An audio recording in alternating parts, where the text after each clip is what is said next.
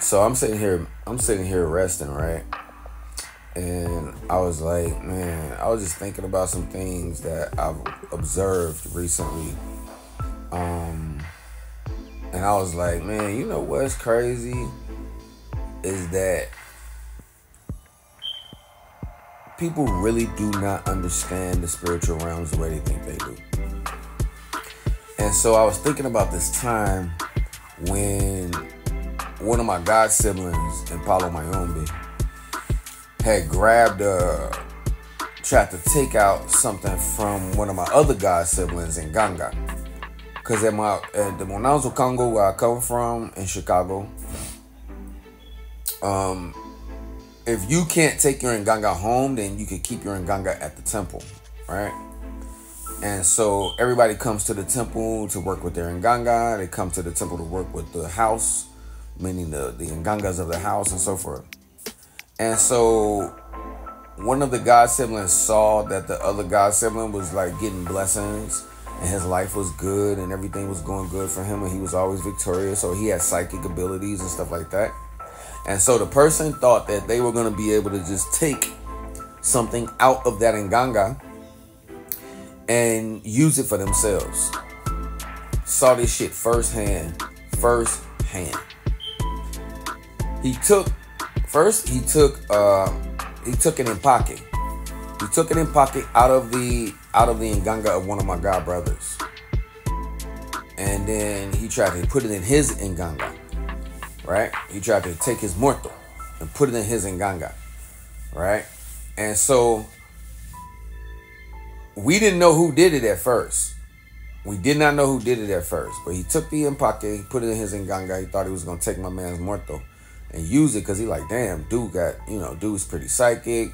This muerto talked to him. I would love to have that muerto. And so he took his muerto and put it in his Nganga. Do you know that nigga went crazy? He literally went insane.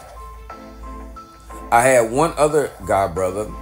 He tried to take like an item, like a statue, off of one of the other shrines. And he took it, but he broke it. Okay? He took the statue, and not only did he take it, but he broke it. He also went crazy. He went insane. Literally out of his mind to the point you can't even have a coherent conversation with this brother no more because he was just like gone. Like he broke his leg. The same brother I'm talking about, he broke a coconut inside of the Munanzo one day. And Padrino had told him, do not break coconuts down here. And he wanted to do what the fuck he wanted to do. And he fucking broke the coconut anyway. Instead of going outside and breaking the coconut. You can clean yourself in front of the Nganga with the coconut or whatever. But you go outside and break it. This fool broke it inside of the fucking Munanzo. And so, my Padrino was also a devotee of Santa Muerte. So he had a little area, a little section where he had like his Santa Muerte stuff. And the coconut broke the leg off of the Santa Muerte. Right? It broke the leg. When he broke it, it broke the leg off of one of the Santa Muerte statues that were in the section where Padrino kept his Santa Muerte stuff. Because he didn't keep it with the Palo stuff. It was always separate. But he was a devotee of Santa Muerte. Just because you practice Palo don't mean you can't also, venerate and work with Santa Muerte. Padrino worked with Santa Muerte. So he had broke Padrino's Santa Muerte, the leg off of Padrino's Santa Muerte with the coconut after Padrino already told him don't break coconuts, don't break coconuts in the temple. This fool broke his leg in the same place that he broke the Santa Muerte. We was like, okay. The brother that fucking stole the empake, he went insane. And he's not even coherent anymore. Like, you can't even talk to this brother no more. He's like, oh, that's how he talk now. He was talking normal at first. Now he can't even talk no more. Because he stole my god brothers and he stole my god brothers in pocket.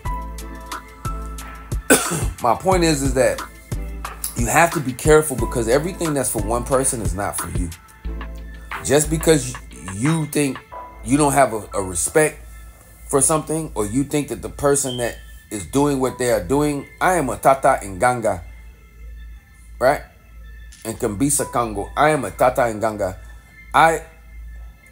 We work with saints and statues and things of that nature in our Ngangas. You cannot go and just take something out of an Nganga. You cannot do that. Like, you just cannot do that. That spirit that's attached to that item, because once that Nganga gets fed blood, it's now activated, it's now alive. Everything in that miniature world, everything in that microcosmic world of the Nganga that constitutes the energy of that non-corporal force is alive now. So when you take something out of an Nganga without having licencia to do so, you risk the chance of that energy now attacking you, right? You risk the chance of that energy attacking you and doing some fucked up shit to your life. Never desecrate an Nganga. Never desecrate a shrine of anyone's. Never go into a person's shrine room and take something out of a shrine without having licencia to do so, without that individual giving you licencia to do so. If that Tata or that Yayi give you licencia and say, yes, you can go in my Nganga and you can grab this, then you can do so, because the morto that's attached to that person is already giving you permission to do so. If you go to that Nganga and you start stealing or taking stuff out of that Nganga without having a licencia to do so, you risk the chance of bringing forces upon you that you will not understand, and you will not know why your life is starting to go upside down. Because that muerto is not there for you. That muerto is there for the person who the Nganga belongs to. So be careful.